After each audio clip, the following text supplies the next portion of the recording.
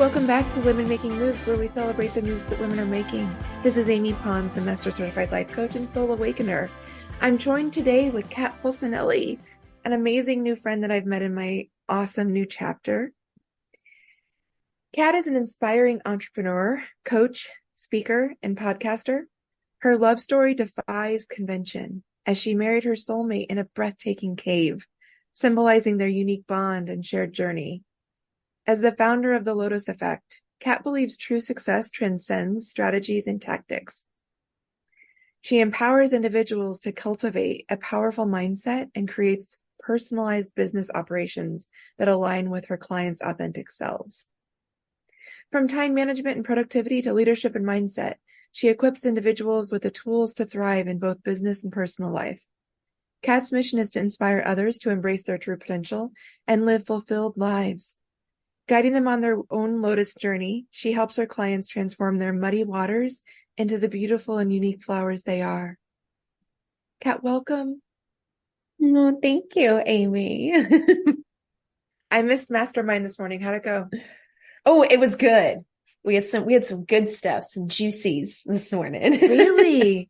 Oh, darn it. Well, Kat and I are part of a great mastermind with the Sabrina Victoria.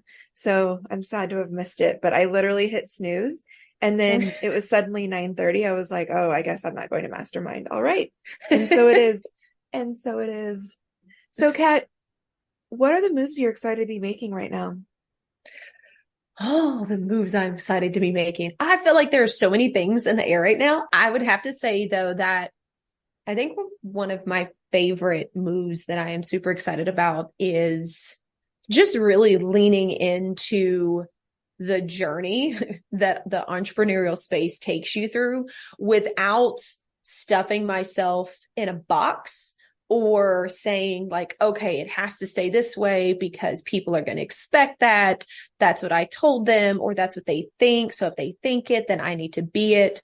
So really stepping into allowing change throughout and ebb and flow, whatever that looks like, instead of trying to niche myself down into one square, which has never worked for me anyway. So I feel that so much because to your point about being an entrepreneur, everyone's going to tell you, find your niche, and go so laser focused toward that. And then I suddenly find myself in a box again. And I don't want to do that. mm-hmm. So, and every day is different and it's kind of gorgeous that way that you can be creating and flowing. And that's what this is all about. While we do have niches and while we do have a focus of our business, what does that look like from day to day when you feel yourself getting too boxed? What do you do? For me, it's re-looking at my calendar constantly and making the space for things that I know I can wholeheartedly focus on, align with, or just really feel a calling to that day, which can really freak somebody out, especially when you're in the corporate world, right? Because you have your 9 to 5 or your 8 to 6. So you do certain things every single day. And I've actually enjoyed mixing the days up and being able to like hyper focus one day on podcasting and hyper focus one day more on networking calls and leave space on Mondays and Fridays to like work on the back end of the business. Like it really helps break up the week too. So it doesn't feel so mundane. And I'm also not bouncing from 50 different things in one day, every single day, to the point that where my day is finished, I'm exhausted. I'm able to walk away with my day for the most part, and right, things still happen in family and things like that. But I'm able to usually walk away from my day and be like, that was awesome, right? Or this is what I know I still need to get done versus, oh my God, I'm so tired. I'm so glad that's done. I don't want to cook dinner. I don't want to do this. I just want to sit on the couch. So what made you choose to be an entrepreneur within the operations and mindset space specifically?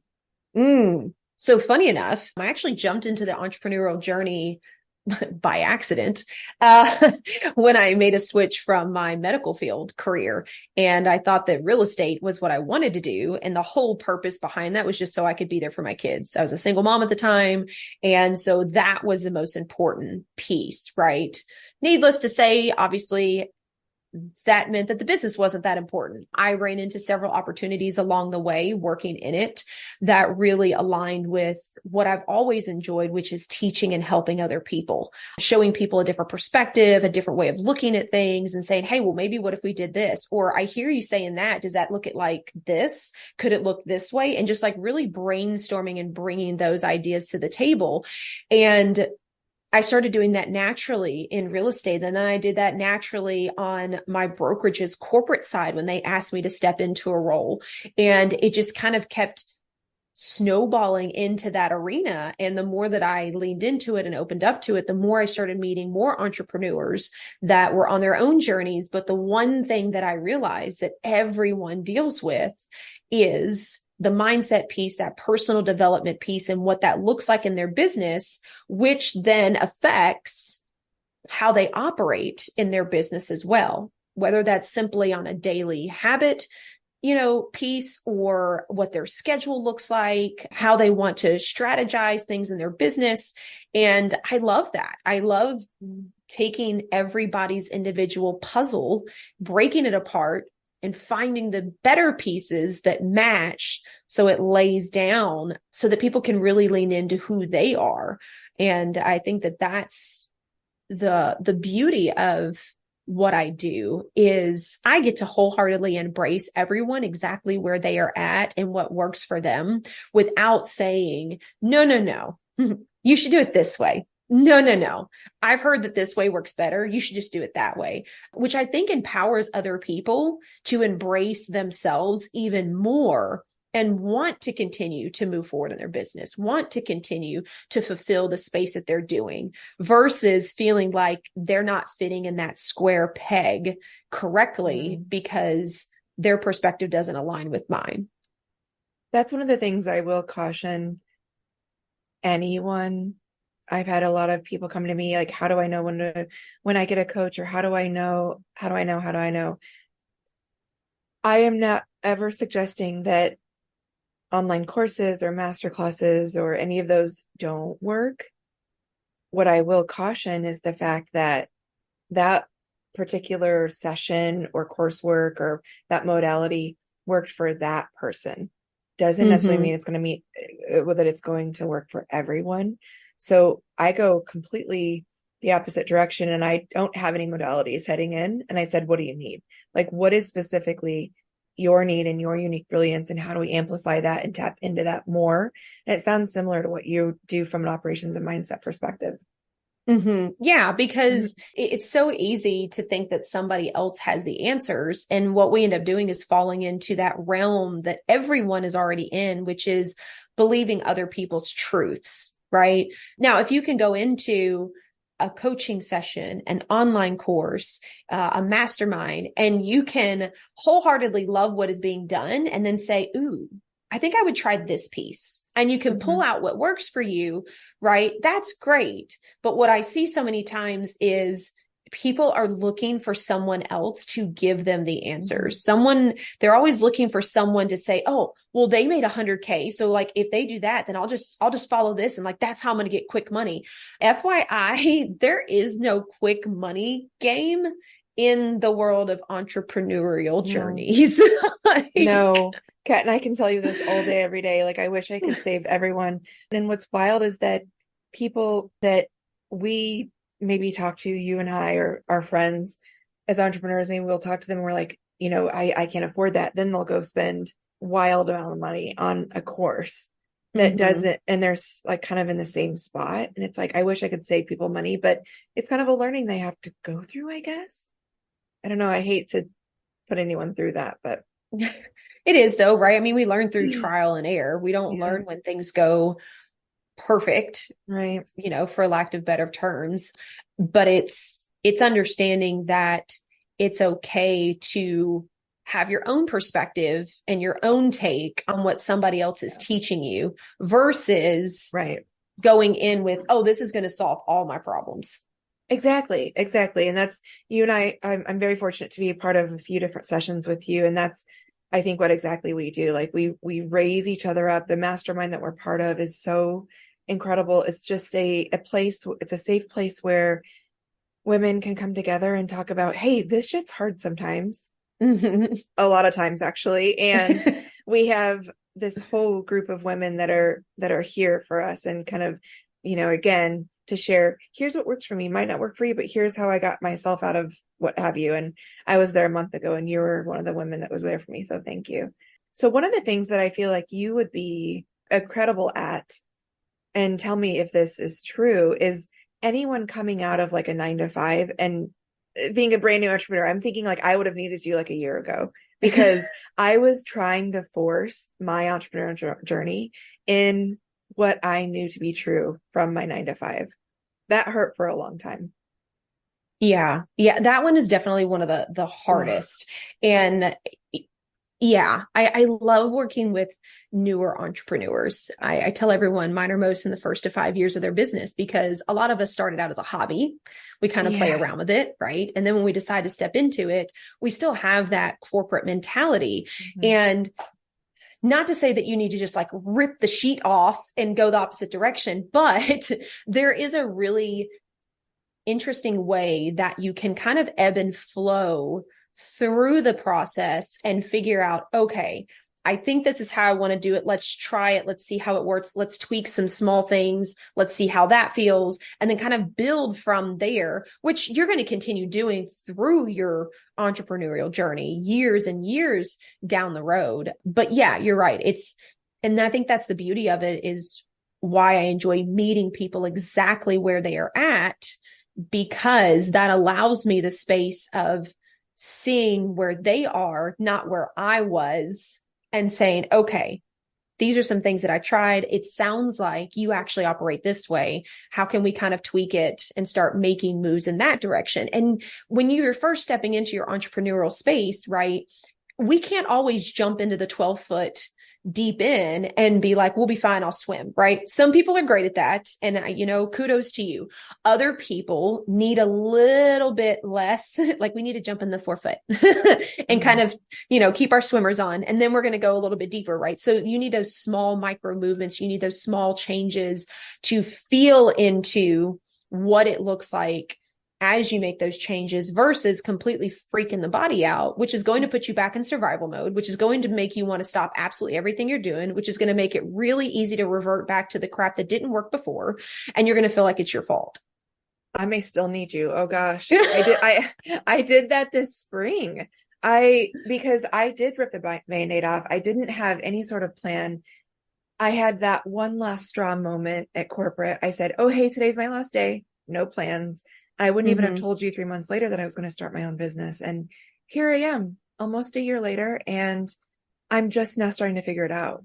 And I don't say that to scare anyone. I think what is hard is that if I said that to someone, they're like, oh gosh, then there's no way I could do it. Well, you can. How do we help people who feel super pinched right now by their 9-to-5 and want to do something different? Like, how do we not scare the crap out of them? Because it is really hard. I think you have to learn to be okay with embracing the journey and knowing that when you say journey, right? Journey means it's going to have ups and downs, right? I mean, that's even when you especially when you take vacations with kids, think about that, right? You've got this whole thing planned out. It's going to be a wonderful trip and some shit hits the fan. Like it just happens, right? Like it's inevitable and you're prepared for that. So in the same space of taking your journey into the entrepreneurial world, if you already know that like, hey, I know I am going to hit some bumps in the road. That may be a flat tire that's easy to fix, or it may be that my engine explodes and I kind of have to go backwards a little bit. But knowing that that's going to happen and learning to embrace that. You don't always necessarily have to be okay with it, right? But just embrace it. Like, okay, I know that's a possibility, but like that to me is worth the risk versus what I'm doing now. And you're always assessing risks, right? You assess a risk when you try a new food, if you're going to like it or not. You're always assessing the risk. So if that risk is worth it to you because your heart is in it, not the money side. Sorry, guys. If your heart is in it, then it makes it a little bit easier. You're still going to hit those bumps, but I think just knowing that there are going to be days like that and being willing to work through that. You really brought up something amazing there, because the unwavering knowing that you are walking in your divine highest purpose or your path and trusting yourself, you've got to trust and love yourself, so that on those hard days when you feel like nothing's working, you can say, okay, today, not folding up shop is enough. Yeah. You have to embrace what we consider the failures, right? Yeah. And the reason being is everyone has good days and bad days. However, I mean, if you really sat with yourself for a good 5 or 10 minutes and you looked back on your life and you looked back at some of the hard times that you went through, you can show yourself that you got through it. Those were failures, but you learned through those failures. You started doing something different. You maybe tried something different. You maybe talked to somebody different. You maybe shut someone out of your life so that you could have more peace, whatever that looks like. So failures are what lay the stones to the path of what success is. And you have to be able to define what success is for you. And that's another one that we all have a really hard time understanding. We think that success means being a millionaire. That's not what it means. For some people, it's being able to vacation to these beautiful exotic places they were never able to do before, right? For some people, it's I want to put my kids through college and help people while I work a regular job. You have to define what success looks like to you. And that is different for every single person. And when you lean into your own success versus what's put out there, which is, this is how you make $1,000. This is how you make 10K a month. Maybe you don't want to make 10K a month, right? Maybe that's way too much work on you and you're going to get overloaded. So you're okay with 5K. So you have to define that. And when you can define what that success is, then you lean into that. And it's a lot easier to kind of push off those advertising pieces that want to entice you and suck you in, right? Because that's what advertising is. That's what it's meant for. But it allows you to clarify what really works for you. And honestly, it will save you a lot of time in the beginning of, okay, that doesn't align with me. I'm not going to put my money into that, versus what I see a lot of people do, which is, oh my God, that sounds amazing. I should try it. Oh my God, this sounds amazing. I should try it. Oh my God, this one says that I should do this. I should try that. Right. And then again, when nothing works, you don't go to, well, their program just didn't align with me. You go, what the hell's wrong with me? And there's two things that I would follow up with that. One, I think that's even more how critical the programs that programs like you and I offer, it's getting to the human soul, like that individual unique soul. Like, what do you need? What works for you? And us finding that. And that takes humanity. Admittedly, fell for one of those things when I first started out. I paid $1,000 to do an online. I'd never met one person. There are pitfalls everywhere. The other thing I would say too, to your point, when someone takes one of those courses or modalities and it didn't work, to your point, they go, well, what's wrong with me? Either failing or having something not work for you is such a beautiful invitation to listen inward and say, what is that? What do I need? What is that? Anything that doesn't go, quote unquote, your way. And this is my belief. You've got to trust that the universe and your spirit team is guiding you over here to where you are going to find that great abundance and success for what it looks like for you. There's nothing wrong with you. And the way that one person is successful is literally not going to be the same for the person next to them. There's not a copy paste approach to this. And that's the biggest caution I would give is setting out as an entrepreneur or anyone is. And I just made a post about this the other day, how to find your coach. Just do some diligence and just do one more degree of diligence and ask yourself one question. What about this person, this human, do I think will help me solve my individual problem? Not the program, not the course. What is the human? Like, what is that going? How is it going to help? So, Yeah. And, I just heard an amazing analogy, which I really, really liked, and it kind of hit me differently. And she said, when you are looking at the flowers in your home or in your garden, and there's an issue with the flower, it's not blooming, it's not growing, it's struggling. Do you blame the flower? No. You look at the environment around it. You look at the soil. You look at the nutrients. You look at the oxygen levels. You look at all these things around. Say, okay, well, maybe it's just not getting enough sun. Well, maybe it's just not getting enough water. Maybe I need to give it different nutrients. We are that flower. And so many times we forget that. So why are we not growing? Is it because of what we're feeding ourselves? Is it because of the people that we're hanging around? Is it because of the information that we're intaking on social media? We are the flower. It's not that there's something wrong with us, but what is going on in our environment that we need to take a look at that may need to be changed up so that we can grow? Beautiful segue into the second part, which is I like to showcase a specific post that you've made on, in this case, LinkedIn, the past couple of days. And I thought it was really cool because it resonated with me, but it also really helped me think about the work that you do. And I would love to hear more about it. So you reposted from Benjamin Hardy. The original post is, you can know what you're committed to by the results you are producing. What are you committed to? What needs to change? The favorite question of mine that you asked in response to that is what you are currently committed to the right thing to be committed to? Or is it just because? And if it's just because, what can you do now to change it? So talk to me about how this resonated for you, what compelled you to repost, and how you think about it as it relates to your day-to-day work or your day-to-day family. Like what does all this mean to you? Yeah. So for me, it really kind of caught me at a time where I have found myself kind of dealing with a lot of personal things, a lot of stuff with my kids and the business. And what I noticed was my focus has been off. So for me, when I think of what I am committed to, what I was committed to for a little while was getting distracted, finding myself on social media, not making time to follow my schedule as much as I normally was doing. And some of that does have to do with having to flip roles to parenthood and stuff. But I realized that not only was I just doing that, I was actually making a commitment because I was doing it repeatedly.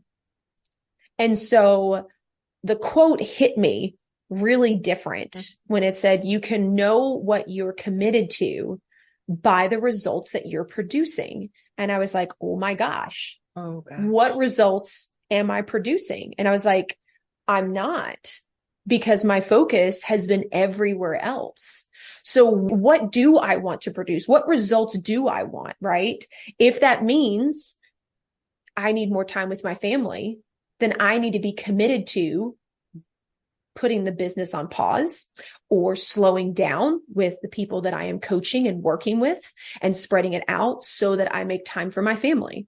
Right. And so that was kind of where this came from. And I've followed Benjamin Hardy for a little while. I love his YouTube channel, but this just really kind of hit me in that moment. And so that's why I asked the question of, is what you are committed to right now the right thing, or is it just because?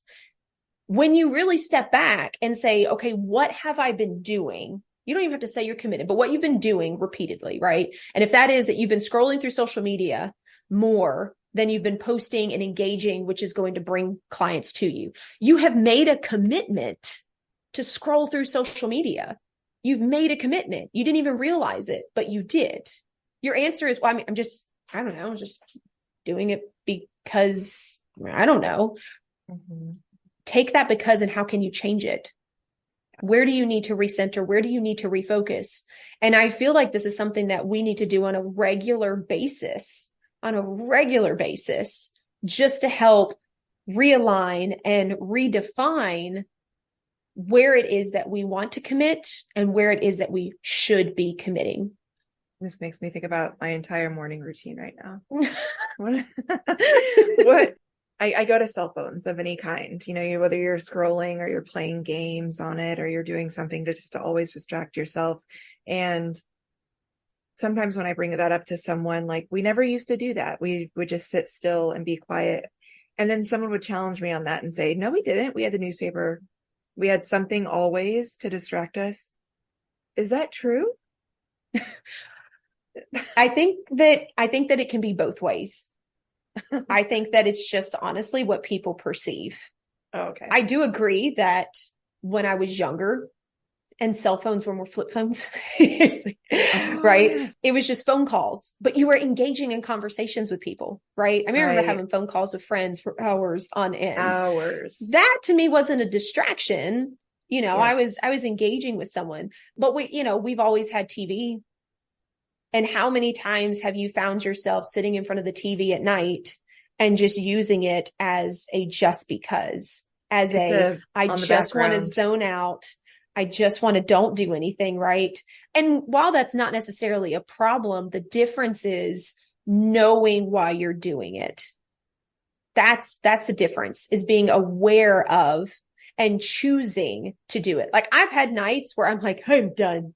I know I want to sit on the couch, eat ice cream, and stare at my favorite TV show for the next hour and a half. But it's a choice.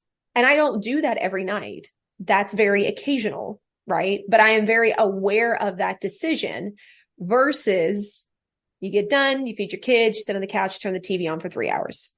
How do you help someone become aware of that and kind of to even realize that it could be contributing to whether it be stagnancy or something else? Like, how could you even? I would say that the easiest thing to start with is writing out your entire day to see where your time is going. And I mean everything from drive time to making dinner to how many hours you watch TV. And then take that after a week or two and look at it and really look at the hours you were putting into certain things. That in itself is going to make you say, oh crap, I didn't realize I was watching TV that much. I thought it was just a few hours. That's what I tell everybody. But actually, if I look at this schedule, I've watched TV for 2 hours every single night for the last 4 nights. And then you can consciously say, why am I doing that? Am I doing that because I am actually choosing to do that?